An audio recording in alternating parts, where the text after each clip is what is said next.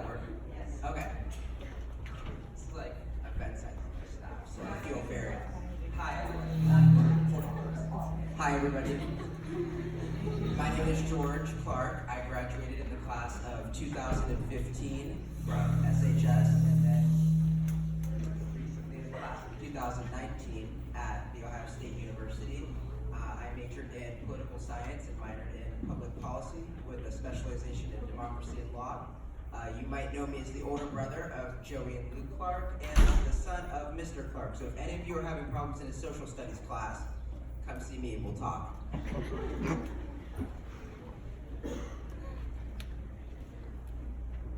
Hi everybody, my name's Emma. I don't think this is on my, but I just have like a naturally, oh there it goes. My name's Emma. I did also graduate from Sebring in 2015. Recently graduated from Kent State University in 2019 with my Bachelor's of Science in Child Psychology, and then I minored in Autism Spectrum Disorder. I am a prevention facilitator, which is kind of like a traveling guidance counselor for the Akron City schools. I kind of work with the kids. I can do anywhere from just counseling them to prevention of drugs, alcohol, vaping, stuff like that. I'm currently going to Kent State for my master's in clinical counseling.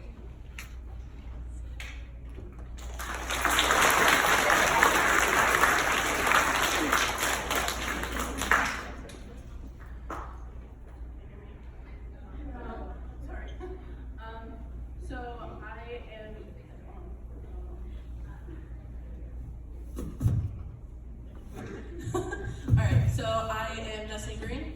I also graduated in 2015 from Sebring.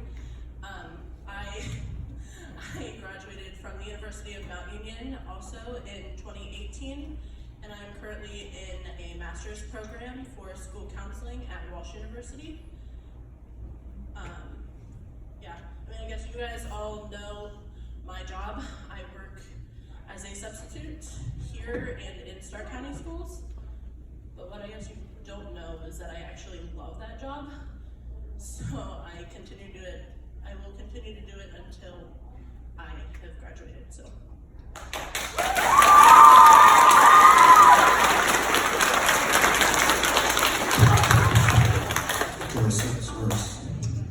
My name is Zane Twaddle.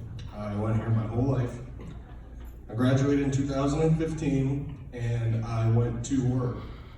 Not a normal route that a lot of people take, but I went and I applied and got a job in Mack Trailer Manufacturing in Alliance, Ohio. I worked there for 4 years. I became one of the youngest Tier 3 welders that Mack has ever had, which is really hard to do. After that, I met my girlfriend in 2017, and I decided I wanted to move to be with her, so I applied for a job at Lincoln Electric, which is like one of the biggest manufacturing companies of welders in the world. They do a lot of stuff for Austal, the people that build the Navy ships, Army freight liners, stuff like that. But they have, I think, 60 different companies in like 60 different countries around the world. They employ 3,000 people just in Cleveland and like 10,000 around the world. And I just wanted to come back and talk to you guys today that, you know, you don't have to go to college to be successful, you can do other things.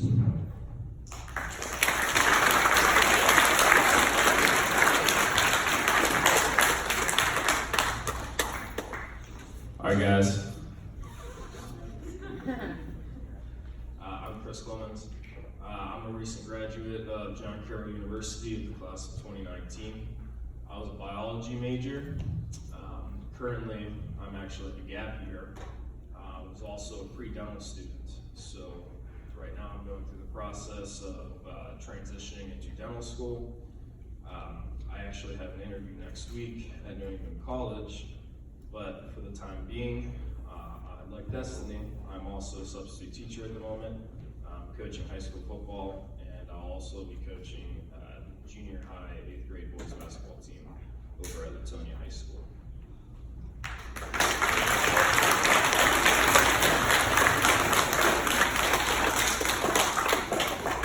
Okay, well,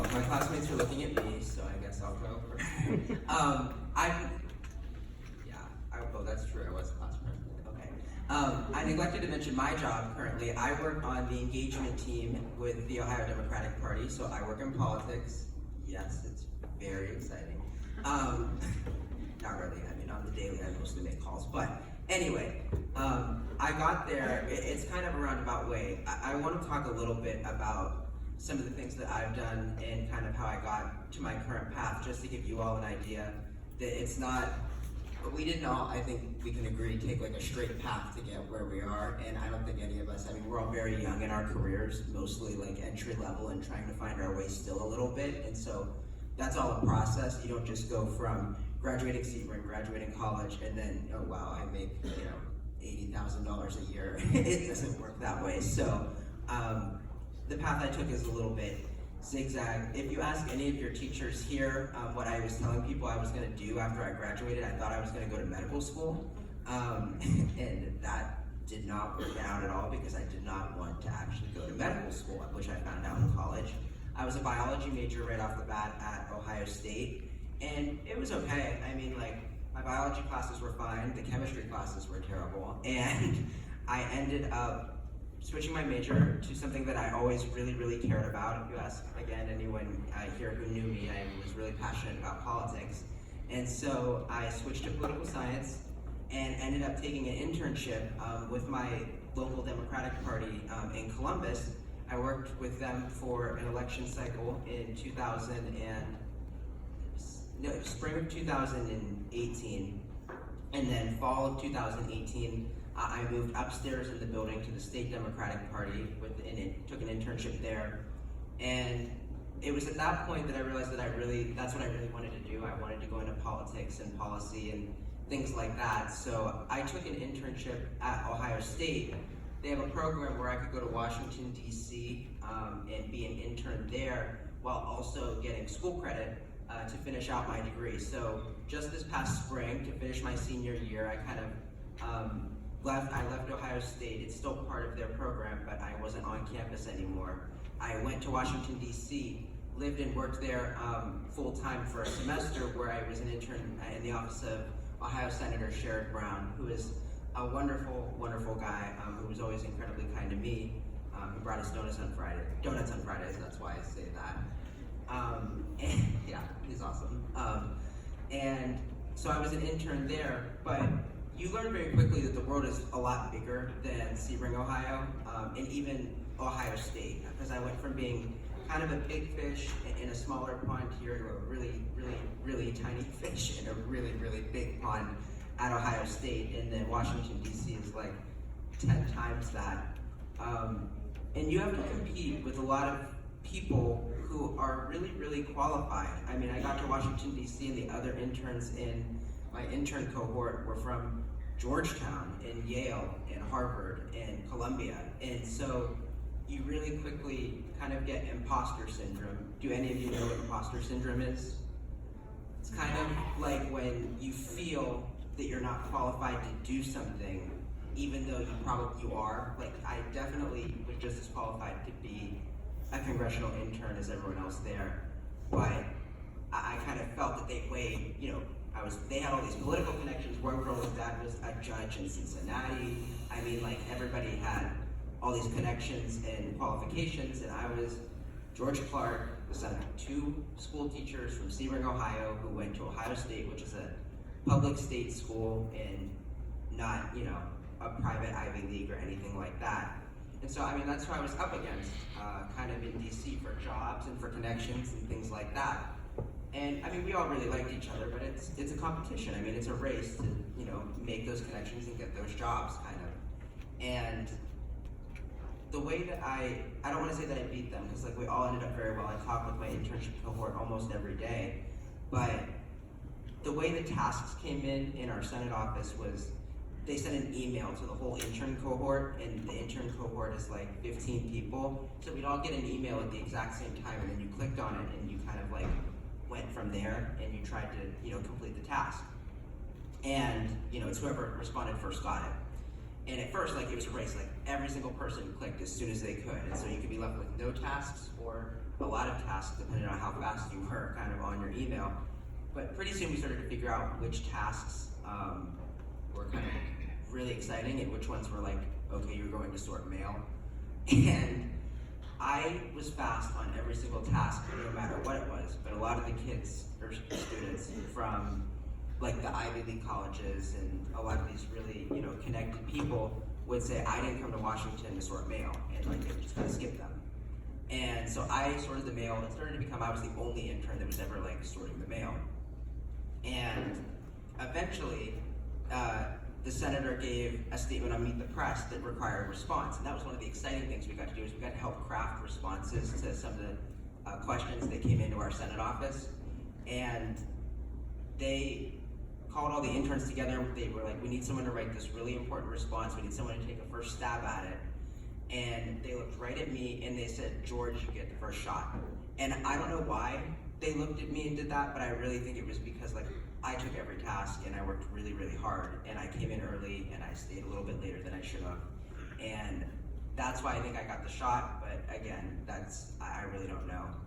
And so I put a lot of work and thought and effort into the letter, and it ended up being, I think, a pretty good letter. A whole paragraph of mine made it into final draft, which in a Senate office, when an intern writes something, it doesn't happen all the time, because it goes through a lot of editing.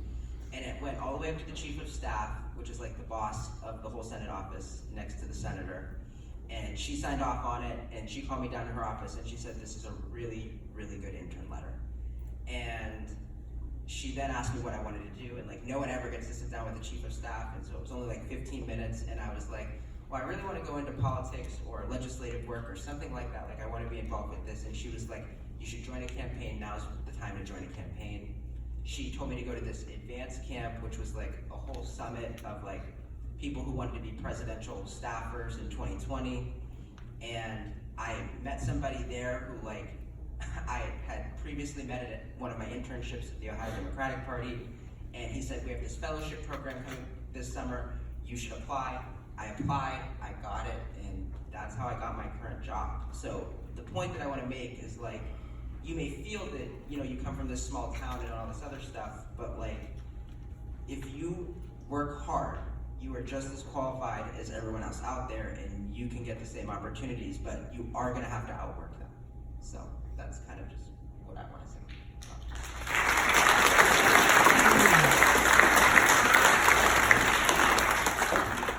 Wow, it's still just like high school.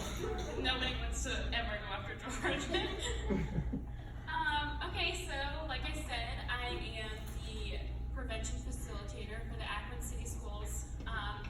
So pretty much I just overlook organizations and talk to students just like you guys about prevention on drugs, alcohol, vaping, teen pregnancy, stuff like that.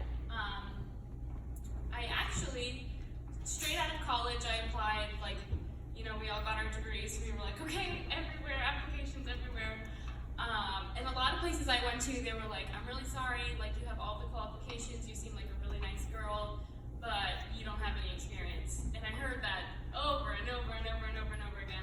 But I work with Ohio Guidestone, which is a company out of Akron, Ohio. They just kind of were the ones to be like, you know what, Emma, you seem super great. We want you to join our team. We're gonna take a chance on you. And I was like, wow, thanks so much. Because no one is. I really enjoy it, and a lot working in the school district, especially Akron. You guys know it's super big. It's not really known to be a nice school district. A lot of the schools have a really big issue with bullying and violence, stuff like that.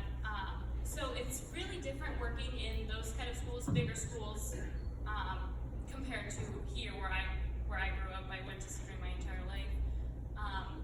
But I definitely value the teachers here, value my time here, all of the extracurricular activities I was able to do. They just don't really have a lot of that. A lot of the teachers in Akron don't really care if you don't really apply yourselves.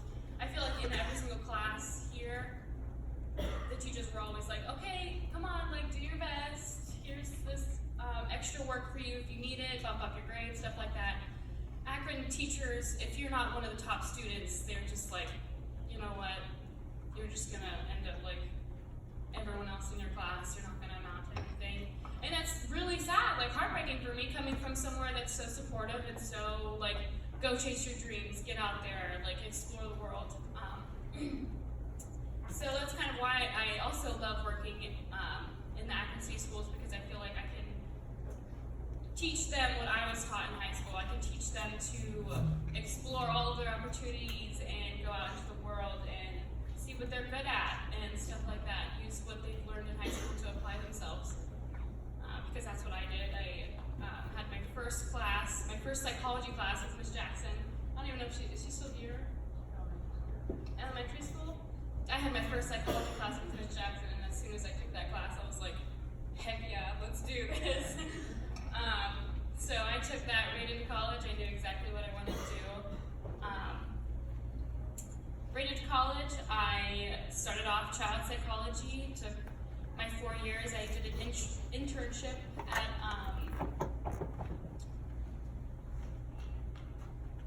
where did I take my internship at? It was a high school in Canton. Timken. I was thinking Timberlands, but I was like, that's a boot. That's not it. Yeah, Timken. It's so funny. And so I did like a few months there, and I worked with the guidance counselor. I kind of job shadowed her in what she did. I started up a few of organizations over there. Like they didn't have SAD. I was like, what the heck? They didn't have ecology club?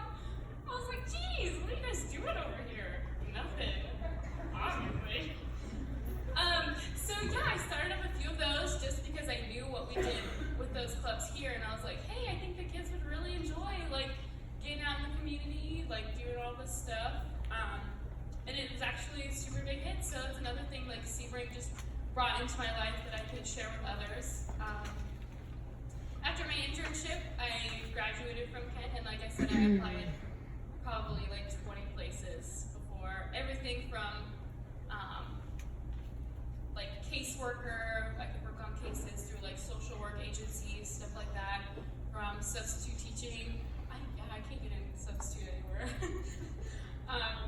Yeah, but then I just happened to come across Ohio Guidestone, which was like, hey, we have a prevention facilitator, so pretty much my day looks like, I work in Akron, so yeah, the 45-minute drive every morning kind of is awful, but it's fine. I work with all the schools, everywhere from East to Copley. I probably don't know the schools, but I have a select group of students I meet with every morning, usually a few meetings a day. It's all super fun. I get to hang out with the kids during lunchtime, and they like tell me about their weekends, and it's crazy. It's a different world in Akron, and I'm like, y'all are too much. When I was in high school, literally, I went to school, I went to softball practice, and then I went to bed. And they're like, heck no, we went up and y'all need to chill. But yeah, that's my day-to-day. Are we supposed to talk about our hobbies or whatever? Okay, I'm okay.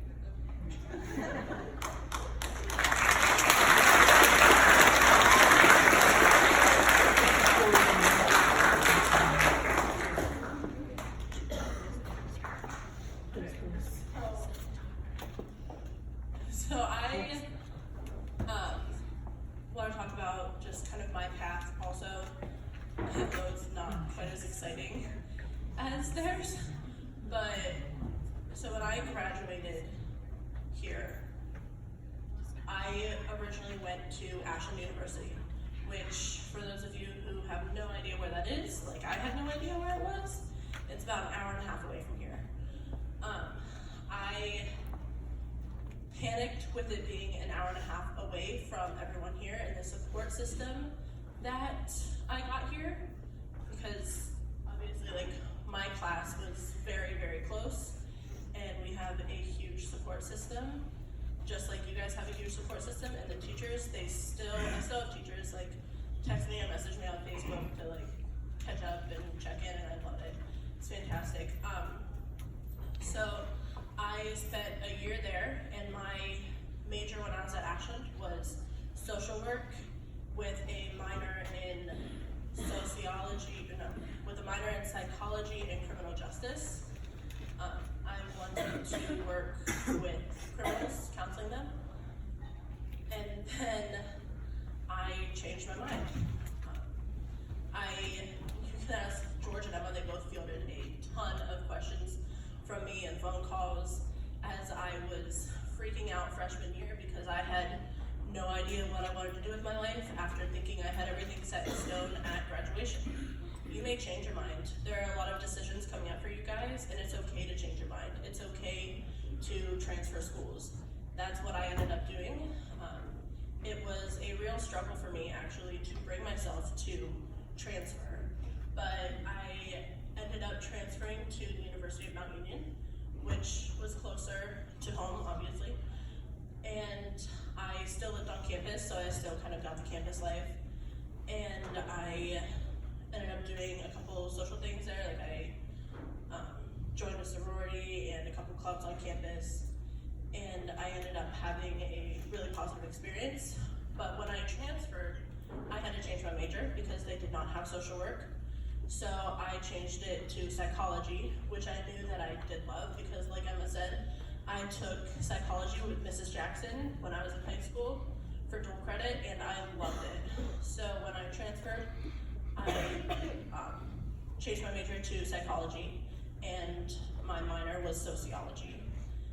And then actually, I was able to graduate an entire year early from Mount Union because when I was here, I took enough credits through the dual credit courses that you guys have the option to take to cut out an entire semester, which saved me $7,000.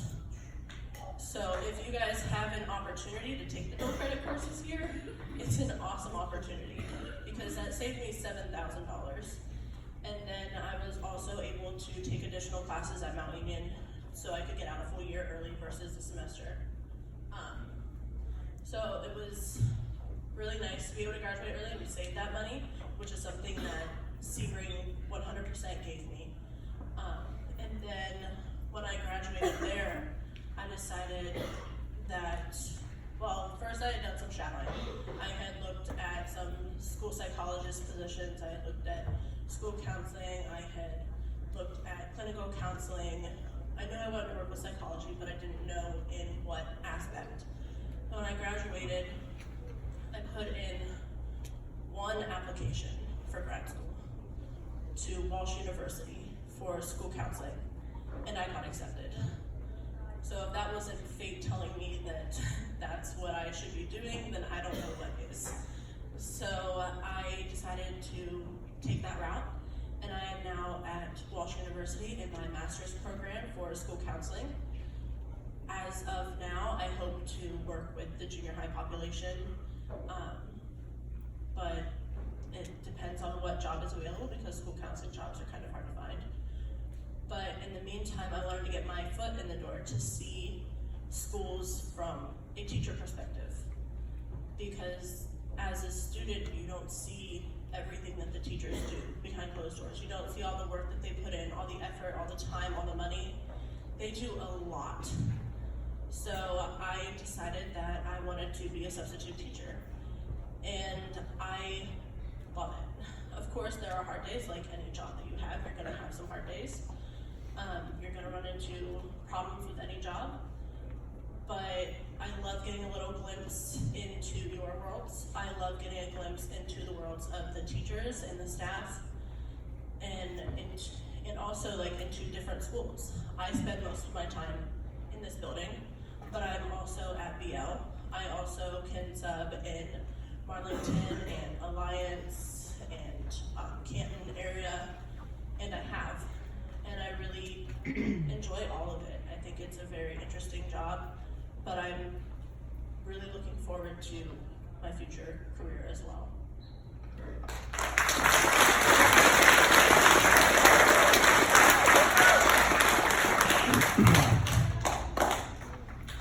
I'm saying, when I left school, I went to Mac Trailer and began to work. I knew that when I went there, I wanted to do something where I could work with my hands, because in school, as some of these teachers know, I was so bored that because as a kid, I know you guys don't see it, but a lot of the stuff that they teach is very important. English, math, the stuff that you still use today. But I know Miss Weibers is gonna kill me, but imaginary numbers that we learned in school, I had never used in my life. So I decided to go and I started welding, and at first I started off doing like basic labor. So I was making like $12 an hour, and I did that for like 2 years. Well, eventually I knew that I wanted to weld, so I just started being a pest to like all my supervisors, all my bosses. I would work through my lunches and my breaks, that way at the end of the day I could take scrap metal and practice on it. And eventually they noticed, and it's like George said, you know, if you, coming from a small school is difficult, because, you know, you don't get a lot of the experiences, a lot of the stuff that other kids get.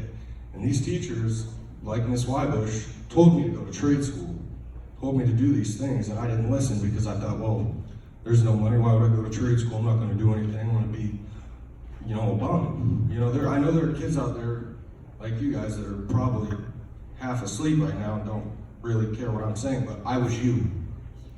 I was that kid. I did not care. If you know, my last 2 years of high school, my junior and senior year, I'd basically given up. I didn't do any work. I was failing 2 classes. And Miss Wybush, really, every day, she would come in, she would have job applications, stuff from the paper. She'd leave it on my desk. These teachers make a difference. If it wasn't for her, I don't know what I'd be doing. Everything I have is because she did not give up on me. I really appreciate that. But I went to Lincoln Electric, and what I do every day is I build these AC 1200s and DC 1500 welders, the most powerful welders in the world. They push out about 2,000 amps of electricity, and which converted to volts is probably around 100,000 volts, which if there's any science people in here, they know that's plenty enough to kill a person. So they're very dangerous, but they sell for around $35,000 a piece. So if you think about it, I make my year's salary in 1 day's worth of work because I gotta make 3 of them. So these companies give you a chance to make money if you're willing to work for it. Lincoln has a lot of great, like, I know you can go to college. If you have the opportunity to go, seriously. If somebody's gonna help you pay for it, you get grants, whatever, go to college. But I knew that for me, that wasn't it. I'd have been bored, I'd have failed out. I went and visited Chris a couple times, and I was like, I don't know how you get anything done, because I'd be all over the place. But if you know that you don't want to do that, go look at trade school, go look at things that interest you. Don't waste your time. Because I thought, you know, I was gonna go there and I was never gonna see my friends, I wasn't gonna get anything done. But it would have benefited me in the long run, because when I went to Mac straight out of high school, I had no experience. And growing up here and then going there, it's hard to make it, you know, as a young guy, especially with a lot of the older guys that have been doing it for like 20, 30 years. They do not care. Especially now that I work at Lincoln, it's piecework. So you make your money based on what you do. It's not, you know, you're getting paid hourly, so it doesn't matter what you do. The guys literally, they don't stop moving. It's just continuous movement. And I know a lot of you think once you leave high school, it's gonna be over, but it's not. In this backpack, I have a binder. It's got 80 pages of notes front and back on all the jobs I do. And that's besides the prints that they have on these computers you pull up, and that's how you build your job. But they have a profit sharing program, so it benefits the company to be profitable. The more money they make, the more money gets put into a bonus pool at the end of the year. That's one of the only companies in Ohio that do that, is you get your bonus and it comes from your gross income. So you make $70,000 in the year, the company comes out with a percentage every year. So this year it's 54%. So they cut your salary in half right there. So automatically your check starts out with $35,000. They take out taxes, which is about 40%, and then health insurance. So last year they said that even the base level employees at Lincoln took home a $25,000 bonus check at the end of the year. I know a lot of you were like, well, that doesn't mean anything to me, but as you get older, and I didn't believe it, but money is a big deal. You gotta eat, you gotta live, you gotta pay your bills. But I'm really grateful for everything that these teachers did for me. I know you guys don't see it, and you don't care, but they mean a lot. Thank you.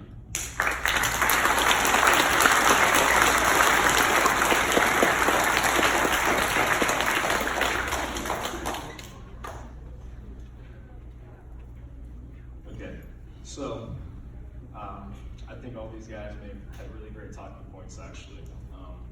I wanted to point out what George said about the fact that none of us have been on a linear path.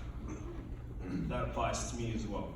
When I was in high school, I thought that I had everything figured out. I thought I knew what I wanted to do, and that changed rapidly once I got to college, actually. I thought I was going to take the med school route originally, so I went as a biology major, but it wasn't until the spring semester of my sophomore year until I actually found out what I wanted to do. At that point in time, I was pretty lost. I felt like I was just taking classes to stay on my biology track, but there was really no meaning behind what I was doing. So, just looking around, I actually ended up calling up one of my family's dentists and asked if I could come in and shadow him just to check it out, see what it was all about. And from the moment that I stepped foot in his office, I knew that's exactly what I wanted to do. All the weird things that dentists do every day, I was like, this is it. This is what I want to do. So like, I want to get those pairs of gloves on. I knew it was for me. So ever since that moment, I've poured countless hours into building an application for dental schools. It hasn't been easy. I've been humbled many times in college. Prime example, I never really had to struggle too much in high school. I was able to get straight A's pretty easily. When I got to college, actually, I actually failed my first class, so there's a first for everything. I was in organic chemistry too, and I got really behind on the lecture video series, so I ended up failing the class. I had to retake it a year later. Ended up getting an A the second time around, so that's good. But I'm just here to say that life has a funny way of humbling us. Also, I think I provide a unique perspective up here from the fact that when I was at college, I had a student-athlete experience. I played on the football team at John Carroll up in Cleveland. It was really weird for me coming from Sebring. I played on a football team with about 30 kids. I came into John Carroll and there was 180 of us. There was 100 freshmen alone, so I was pretty nervous, as you can imagine. I actually almost quit at one point. I had made varsity team my freshman year after about a week into the season. Then I had a pretty bad ankle injury, I'll be back about 4 weeks. I didn't want to come back. I didn't want to go back to the scout team, build myself back up, but my coach ended up talking some sense into me. I thank him every day for that, and I was able to play 4 years for a great program, meet some of the best friends of my entire life. So, a little more about my dental background. So once I decided I wanted to go dental, I realized that I was really behind the 8 ball compared to everyone else. A lot of the kids that I know that are going the dental route, they knew from the moment they got to college this was what they were going to do, solve their classes at the table. Because the way that it works is for dental school, you have all these prerequisite classes that you have to take. I had not checked off any of those prereqs really because I wasn't aware of it. So I had to start working double time to catch up to everyone. It was around that time that I contacted my academic advisor. I then became a student lab worker. I was able to work in the neuroscience lab at John Carroll, where we worked with rats. In particular, we focused on circadian rhythms, which is the biological clock inside the body. And that's what we worked with. We studied the effects of time shift in the rats.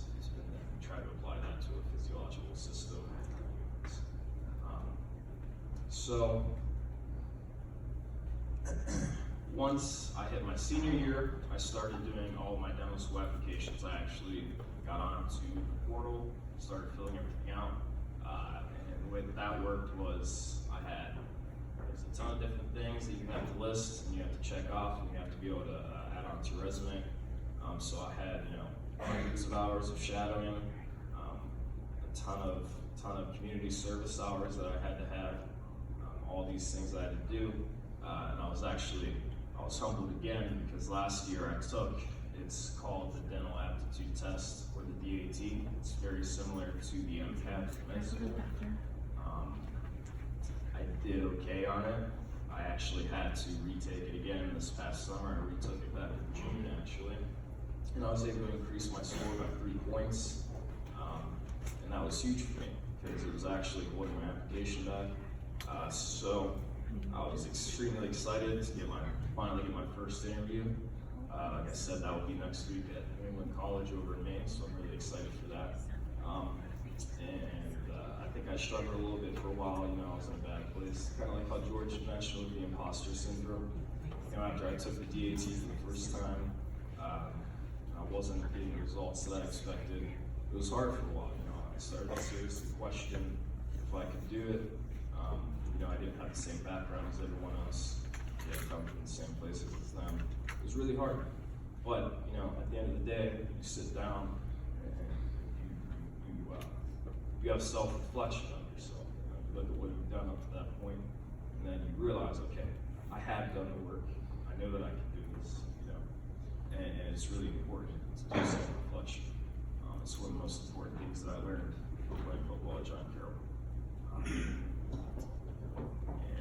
And I'm extremely excited now to be in this gap year and have the opportunity to take this interview, have the opportunity to continue pursuing my goals. Hopefully next year I'll be able to matriculate in the fall semester and begin the next 4 years of school for me. At the moment, I'm just trying to stay busy, so I'm extremely excited to be a substitute teacher. I love it. I love the fact that I get to coach high school football players. I'm excited to start this junior high coaching job. It sure hasn't been a linear path, I promise you that. Life never is. But it's exciting nonetheless. So always have something to look forward to, guys. It's always exciting no matter what the path is. You'll always wind up where you want to go. That's all I got.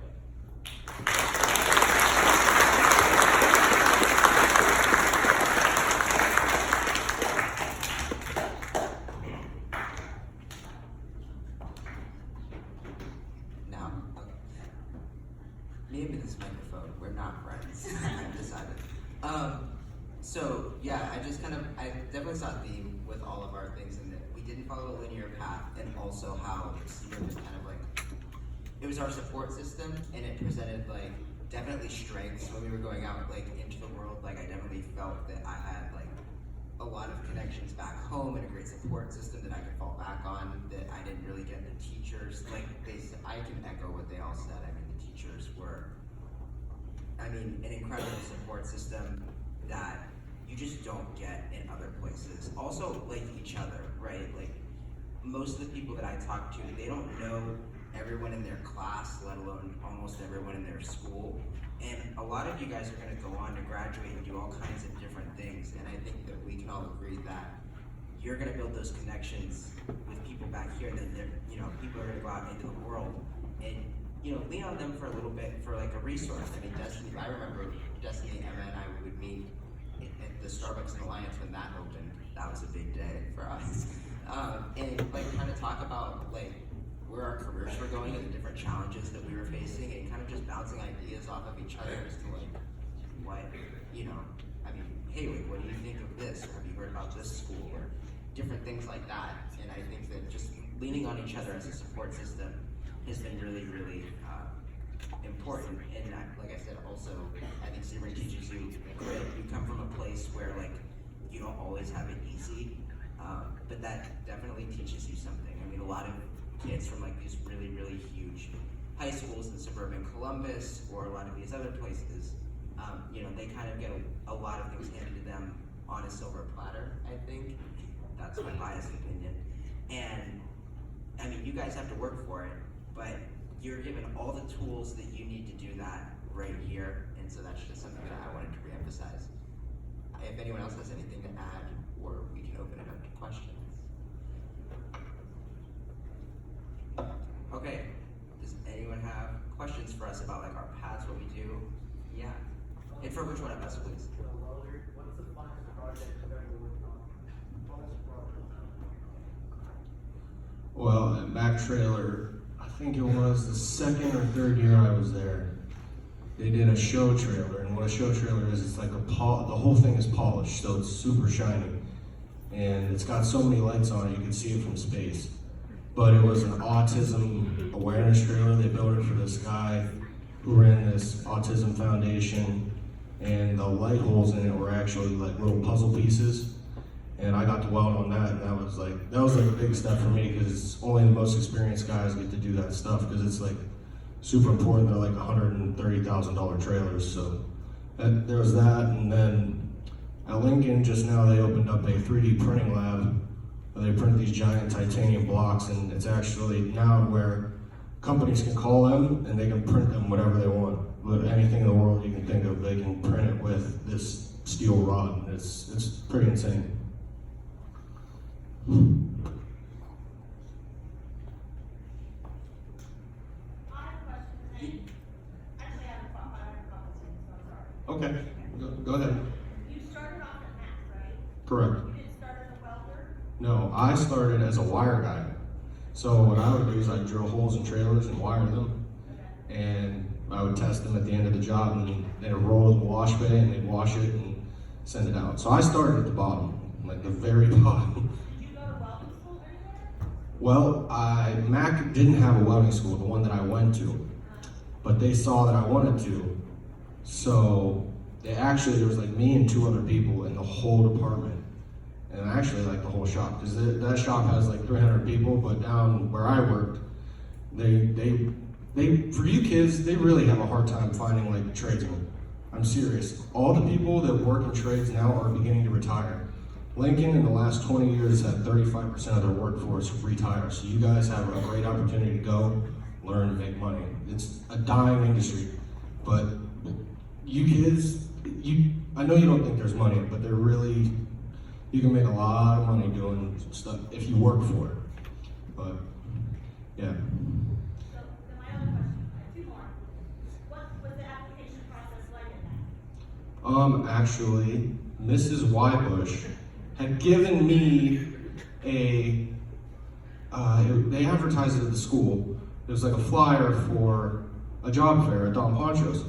So I said, she keeps bothering me, I'll go, fine, deal. If I go, you have to leave me alone.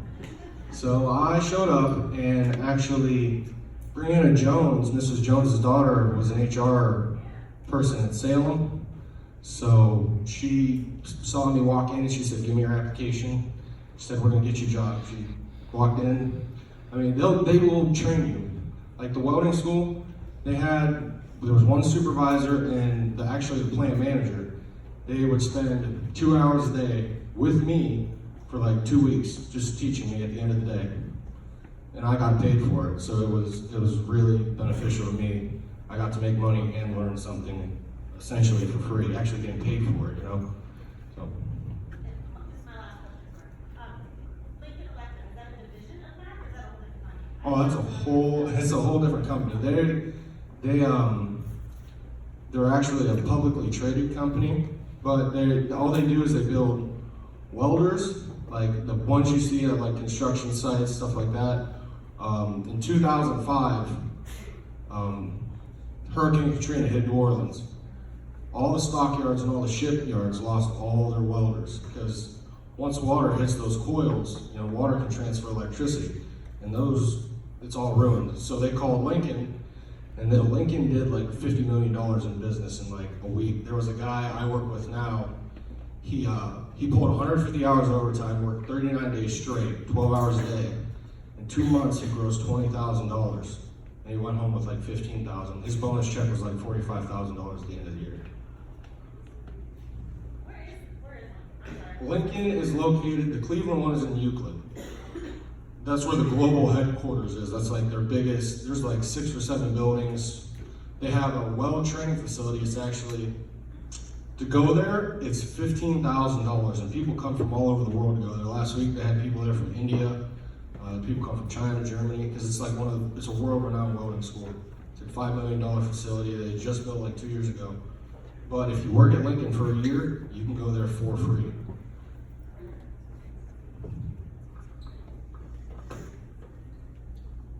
In the back, I think it was first. Okay, so this is for all of y'all.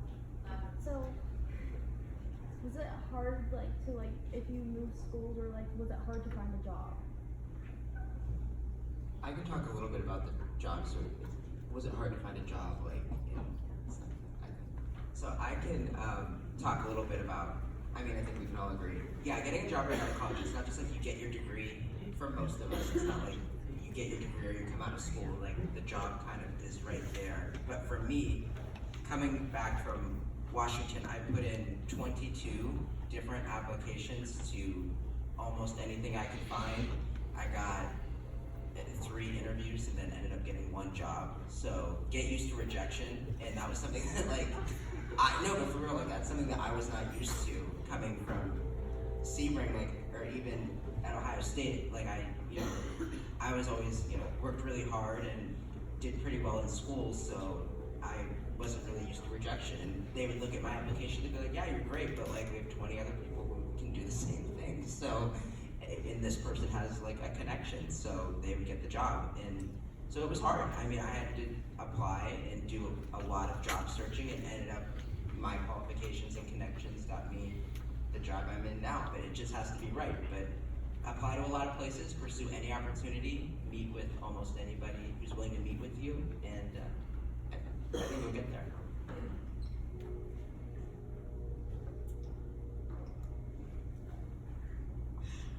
Yeah, like I said, I put in probably 20 applications right out of college.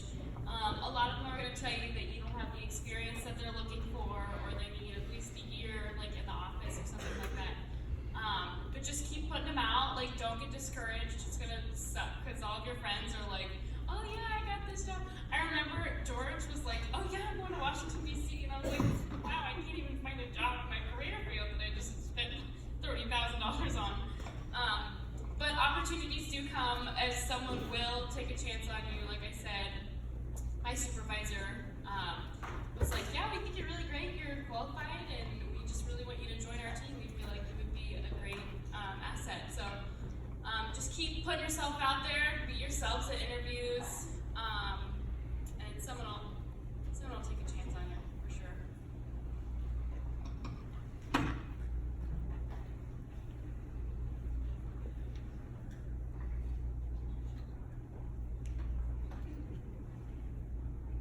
Any more questions?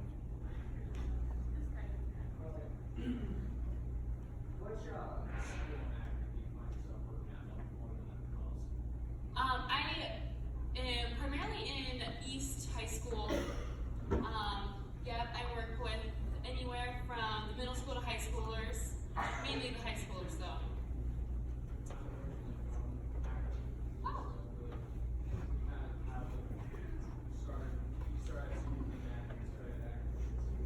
It's much different, isn't it? Yeah, it's a lot nicer here. Yeah, definitely when I went to high school, I was not used to a police officer at every single entrance. Yeah.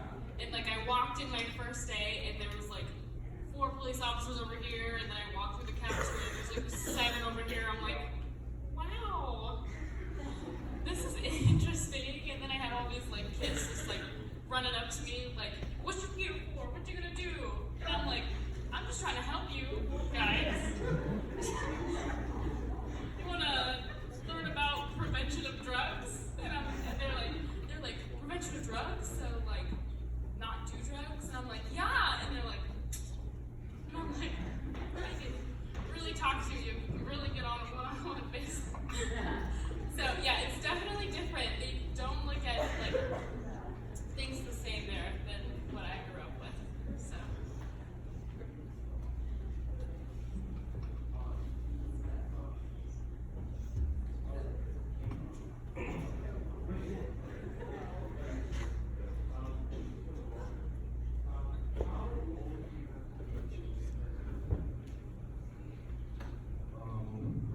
To intern, they have a summer work program where people actually, a lot of the guys that work there, their sons that are in college. I work with an Egyptian man, his name's Maged. He has 2 sons that go to John Carroll, and one's pre-med and one's pre-law, and they both come in the summer and work for, 6-7 hours a day, get paid, and then go home. 18 is so once you turn 18, you want to do it, come up, apply. I can give you a card, you can come up, a number to call, you can come up, take a tour. They'll show you the whole thing, everything. Do you recommend that they go to the career center and learn some welding? Yes. Go to JVS. I struggled for probably about 6 months trying to figure out, because when I wanted to learn, I just picked it up and tried it. And you can seriously hurt yourself. I shocked myself, burned myself, all kinds of stuff. I mean, I wanted to do it, but you have a tool here where you can go, for free. Use what you have, seriously. It's gonna make your life way easier in the long run.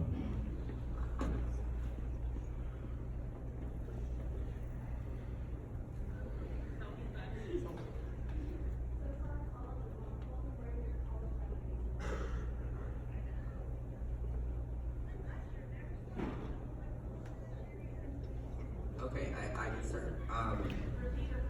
She wanted to know what was writing college application essays like. Short answer, it's not fun, but longer answer. It kind of depends on which colleges you were going to. At Ohio State, I had to write a couple of them. One for the general application, another one for the program, the scholarship program that I wanted to get into. And it was an interesting, I think actually that Mrs. Mathias in the English department here prepares you very, very well to write a good college essay. I ran a lot of stuff by her, and also my aunt is an English teacher, so I ran a little bit of it by her as well. But Mrs. Mathias and just in general, I had Mrs. Jones here, and I also had Mr. Fowler when he was here, and they all prepared us very, very well for writing a college application essay. And so I thought I had all the tools I need. It's gonna take me some time, like don't write it overnight. Sit down weeks, months out and try and like plan it out a little bit and go through a few different drafts, but yeah. Yeah, I would say definitely like use your teachers. Like they're here to help you.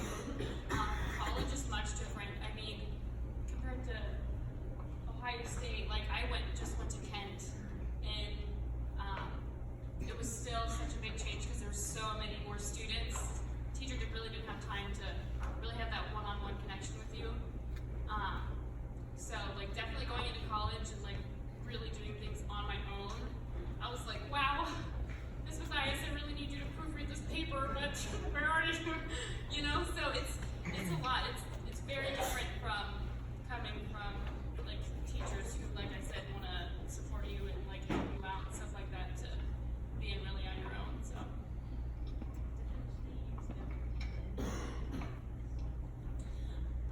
I kind of just want to reiterate the same point. Use your resources here. Never in high school did I ever go to someone with a paper and say, hey, can you help me, and have them turn me down, ever. And now, but like I also didn't use that as much as I should have. So, like college application essays are sometimes a little bit difficult, but I'll look back on them now and I'm like, wow, I should have asked for a lot more help. But so definitely use your resources. They will always help you. It will always turn out better than you think, but definitely go through like an editing process. Yeah, I pretty much have the same points to make. You use the resources given to you. I think Destiny and Emma talked a little bit about it. In college, it can be difficult sometimes to get your professor with free time to help you out. So take advantage of the fact that you do have someone who's willing to sit down and read over your papers, offer you feedback, constructive criticism, all that. Take it for what it is. Right now, I've been working on a personal statement for my application, and I've been working with 3 different people on it. It's taken me multiple months to do it. It's the same thing with your college essay. You just have to sit down and find what speaks to you and go with that. Go through the whole process. You know, don't try and do it all at once. Just take your time on it. It'll be fun. Yeah, I think we have time for like one more, so let's go there. Sorry.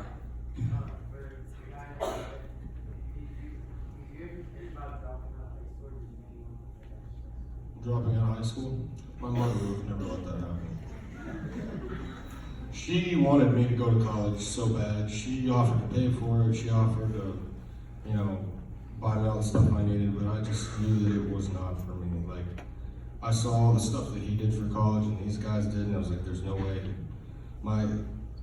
It just doesn't, I can't do it. The paperwork drives me insane. But one of the things that I did forget to mention is that I know I've done a lot of talking about Lincoln, but I feel it's important for you guys to know. After you're there for a year, they will give you $5,250 a year to go to school. So that's 4 years, that's $20,000 in education for free after you've worked there for a year. And they also promote from within, so all the jobs that they offer, you can apply to if you're a piece worker, you know, salary, hourly, whatever.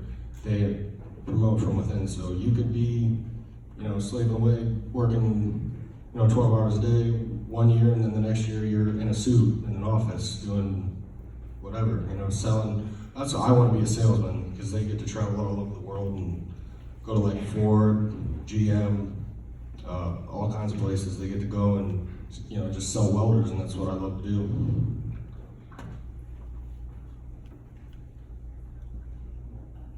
Yeah, go ahead, Dan. So this is for the whole panel. So starting from these seats in high school, and Chris mentioned like his football playing experience and stuff. What, for each of you, what's your bucket list experience that you've had since being here that can be an example, like whatever your dreams are, like you guys have already checked that off your list, whether it be in your college experience or your work life or even your hobbies and passions. Yeah, so real quick, aside from like what I did professionally, I did get to study abroad in Tanzania, in Africa for the month of May. It was my junior year. I studied HIV and AIDS from a public policy and microbiology perspective, but going to Africa with Ohio State, I met some of the best friends of my college experience there, and so I can check that off my bucket list. It was really, really cool.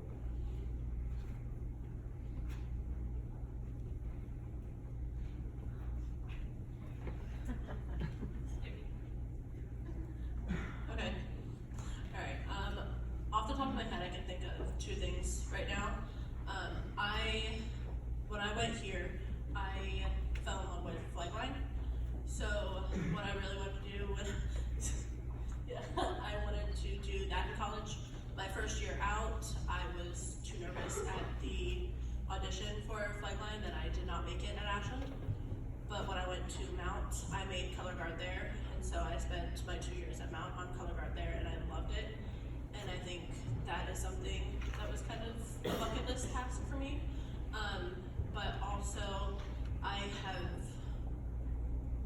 living in Sebring, I loved it here. I still love it here. I plan to, you know, raise kids in this area and hopefully in this school. But I wanted to see the world. I haven't yet I haven't yet made it out of the United States. However, in the past year and a half, I have traveled by car to 27 states, which is something that when I was sitting in your seats I wanted to do, but I never thought would happen, especially that quickly. So those are two things that as of now I can think of that were kind of bucket list items that I've been given an opportunity to do.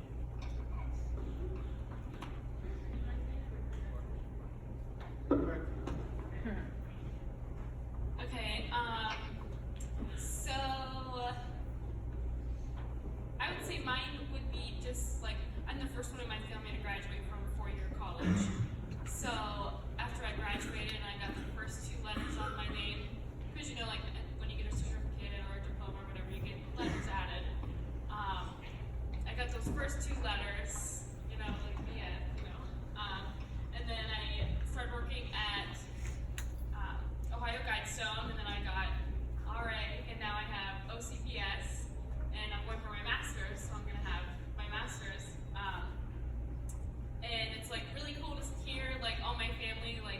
okay, what letters are next? What's coming next? And I actually just got like business cards that have all of my letters. I like go to people, I'm like, want a business card? Look at all these. Look at all these letters.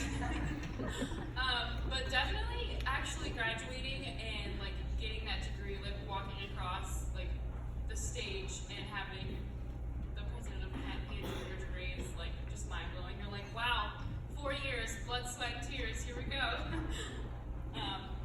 So yep, that's probably actually graduating and getting my degree and getting a job.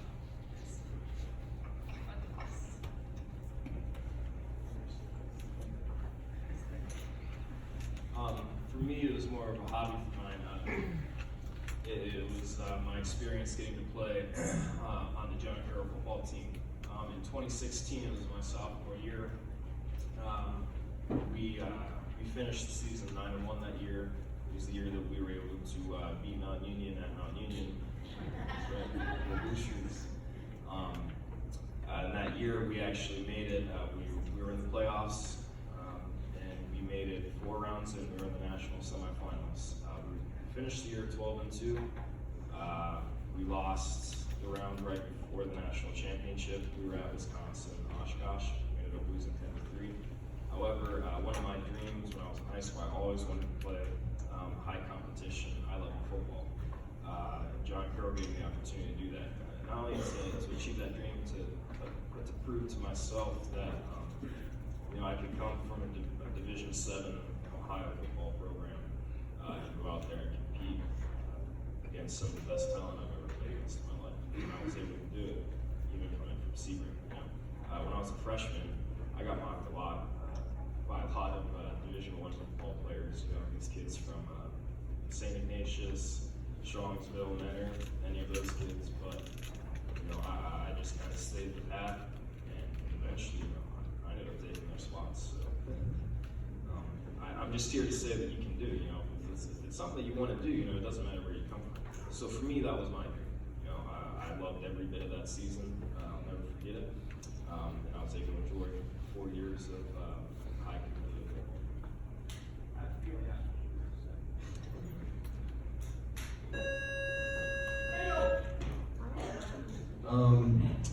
Mine would, I haven't hit my bucket list, but I'm working towards it. It would probably be opening my own business. My girlfriend is going into her last year at Baldwin Wallace, and she's going to graduate this year with a graphic design degree.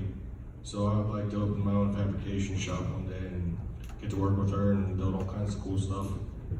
So, and a lot of guys go to Lincoln and they learn about all the technology that they use there.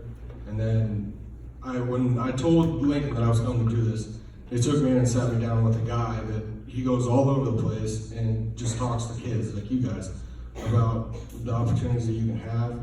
He said there would be people that would just come in and work for like 3 years just to learn how to run these certain machines, and they'll leave and go start their own businesses. It's insane. And any of you can do it, and that's what I want to do. I want to work for myself.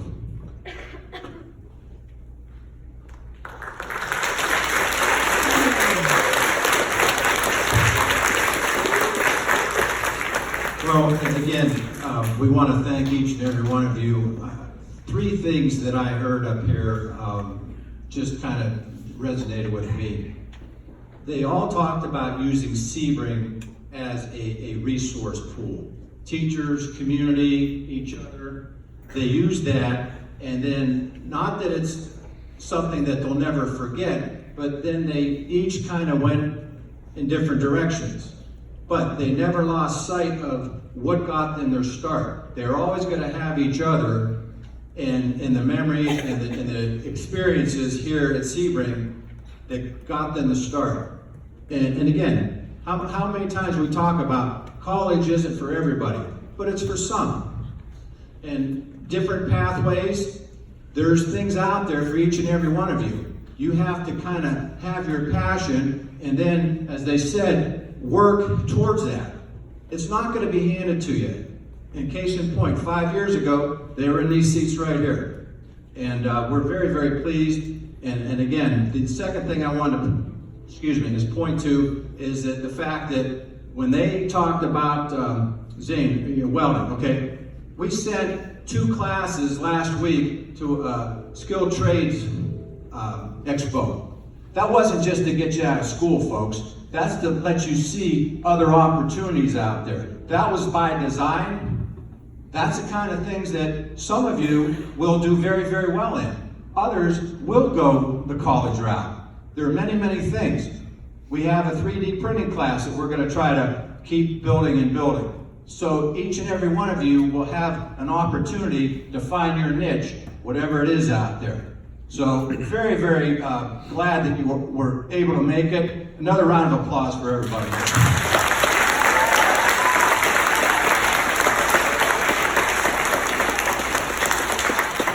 Okay, now, obviously Miss Green is still here, so if you have Mrs. Linko's if you're in Mrs. Linko's third period, you're going to stay put, and she'll walk up with you in a bit. We're going to go back, get your belongings out of second period, and then head to third. So let's start back there with 6th and 7th grade and 8th grade.